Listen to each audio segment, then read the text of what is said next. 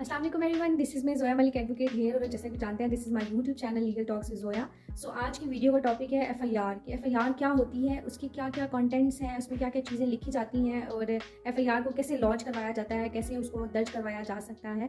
तो ये वीडियो मेरी उन लोगों के लिए भी है जो लेमैन्स हैं, कानून एक लॉयर या जो लॉ स्टूडेंट है वो तो बेसिकली इस चीज़ों को जानता है, वो पढ़ता भी है क्योंकि कानून में क्योंकि स्पेसिफिकली जो एफआईआर का 154 सीआरपीसी क्रिमिनल प्रोसीजर कोड के अंदर 154 सेक्शन है एफआईआर के ऊपर, उसमें बताया गया है कि एफआईआर कैसे लॉन्च होती है और किस तरह से उसका क्या प्रोसीजर है। तो ये बेसिकली लेमैन के लिए भी है कि क्योंकि इंसिडेंट किसी भी टाइम किसी भी पर्सन के साथ पेश आ सकता है, वो कंसर्न पुलिस स्टेशन जाता है तो उसको क्या क्या चीज़ें जो है वो माइंड में रखनी चाहिए, किस तरह से, क्योंकि कानून से आगाही हर बंदे को होना ज़रूरी है।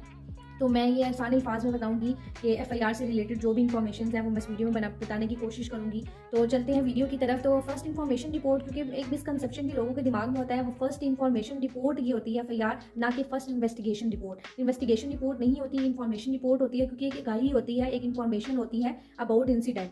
क्योंकि जुर्म जब होता है, एक ऑफेंस कमिट हो जाता है तो उसकी इब्तिदा जो है वो पहला जो डॉक्यूमेंट आपका रजिस्टर्ड होता है वो एफआईआर होती है। एफआईआर की कोई एविडेंशियल वैल्यू नहीं है, ये एज अ सबूत पेश नहीं हो सकता आपके ट्रायल में, लेकिन ये एक फर्स्ट डॉक्यूमेंट है जो आपका ऑफेंस के बाद जो है वो रजिस्टर्ड होता है और कंसर्न पुलिस स्टेशन में होता है। तो एफआईआर जो है वो इन्फॉर्मेशन रिपोर्ट है, एक इन्फॉर्मेशन है, एक आप जाके पुलिस वालों को बताते हैं कि हाँ जी ये इंसिडेंट हुआ है इस तरह से। तो एफआईआर जो है वो पहला क्वेश्चन ये कि एफआईआर कौन कौन रजिस्टर करवा सकता है। तो एग्रीड पर्सन भी हो सकता है और नॉन इंटरेस्टेड पर्सन भी हो सकता है। अगर किसी ने वकूआ होते देखा है तो वो भी एफआईआर को दर्ज करवा सकता है और एग्रीड पर्सन भी एफआईआर को जो है वो लॉन्च करवा सकता है। इवन दो एक माइनर भी एफआईआर को लॉन्च करवा सकता है। लेकिन कुछ केसेस में जहाँ पे वुमेन एग्रीड होती है तो कुछ जगहों पे ऐसा होता है कि वो औरत जा नहीं सकती पुलिस स्टेशन में, तो वहाँ पे कंसर्न पुलिस स्टेशन की लेडी पुलिस ऑफिसर जो होती है वो जाती है उसके घर में और एफआईआर को लॉन्च करती है।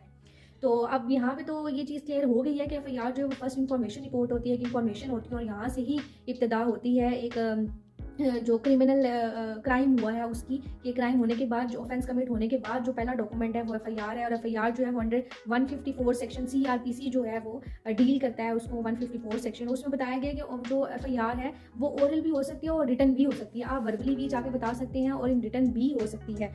एफआईआर को जो है वो कंसर्न पुलिस स्टेशन का पुलिस ऑफिसर जो है वो एफआईआर को रजिस्टर्ड करता है, उसको लॉन्च करता है, सॉरी रजिस्टर्ड नहीं लॉन्च करता है। यहाँ पे जो एफआईआर के लिए वर्ड है वो लॉन्च का है, कंप्लेंट जो है वो रजिस्टर्ड होती है। तो एफआईआर को लॉन्च करता है पुलिस वाला, उसको रिड्यूस इन राइटिंग करता है और अपनी जो एक रिलीवेंट जो पुलिस वालों की एक बुक होती है, एक रिकॉर्ड बुक होती है, उसमें जो है वो उस चीज़ को दर्ज करता है, उस एफआईआर को दर्ज करता है। और एफआईआर जो है वो कॉग्निजेबल ऑफेंसेस में होती हैं, जो सीरियस क्राइम होते हैं, जैसे थेफ्ट हो गया, मर्डर हो गया, ठीक है। इस जो कॉग्निजेबल ऑफेंसेस होते हैं उसमें पुलिस जो है वो एफआईआर को रजिस्टर करती है। नॉन कॉग्निजेबल ऑफेंसेस में जो है वो कंसर्न मजिस्ट्रेट जो होता है, इलाका मजिस्ट्रेट होता है, उसकी परमिशन की जरूरत होती है। तो कॉग्निजेबल ऑफेंसेस में जो एफआईआर आपकी रजिस्टर्ड होती है और उसमें जो इन्फॉर्मेट होता है, जो इन्फॉर्मेशन देने वाला होता है, जो एफआईआर रजिस्टर करवाने वाला होता है, उसके साइन भी होते हैं और उसका नेम भी जो है वो पुलिस स्टेशन वाले ऑन रिकॉर्ड लेके आते हैं।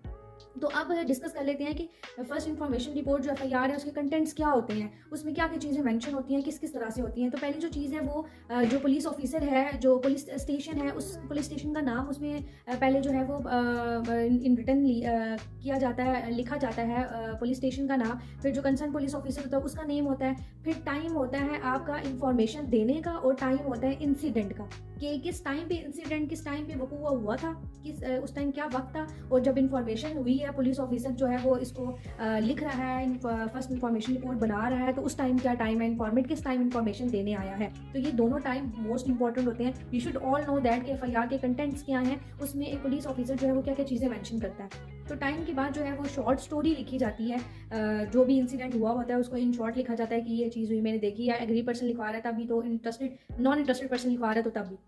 उसके बाद जो शॉर्ट इन्फॉर्मेशन लिखने के बाद जो है वो सस्पेक्टेड जो ऑफेंडर्स हैं उनके नाम लिखे जाते हैं, कि हाँ जिन पे आपको शक शुबा होता है, या जो भी आप लिखवाना चाहते हैं, जिन्होंने मर्डर किया है, चोरी की है, जिनके भी नाम है उनके नाम लिखे जाते हैं। विद CNIC भी होता है, फ़ोन नंबर्स भी होते हैं। उसके बाद जो इन्फॉर्मेशन देने वाला इन्फॉर्मेट होता है उसका नाम लिखा जाता है, साइन किए जाते हैं। साइन करने के बाद जो है वो एक एफआईआर में कॉलम होता है इन्वेस्टिगेशन ऑफिसर का, ठीक है। तो वो एफआईआर जो लॉन्च करता है ऑफिसर, वो अलॉट कर देता है वहाँ पे, उस रेफ़र करता है, जिस बंदे को रेफ़र करेगा इन्वेस्टिगेशन के लिए, उस बंदे का, उस पुलिस ऑफिसर का नेम जो है वो इन्वेस्टिगेशन ब्लॉक में लिखा जाता है। तो बेसिकली ये इन्वेस्टिगेशन नहीं होती, ये एक इन्फॉर्मेशन रिपोर्ट होती है। जो आपको इन्फॉर्मेशन मिली है उसको एज इट इज़ जो है वो आप इन रिटन ले आते हैं और एक इन्फॉर्मेशन रिपोर्ट बना देते हैं।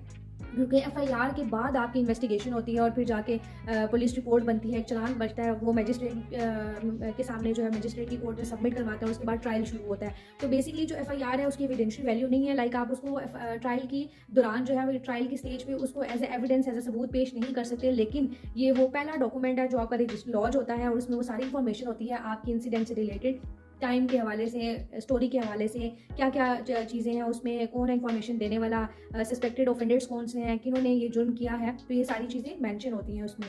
तो मैं उम्मीद करती हूँ आपको फर्स्ट इन्फॉर्मेशन रिपोर्ट एफआईआर से रिलेटेड चीज़ें समझ आ गई होंगी और आपने मेरी वीडियो से बहुत कुछ सीखा होगा। मिलते हैं नेक्स्ट वीडियो में, तब तक के लिए अल्लाह हाफ़िज़।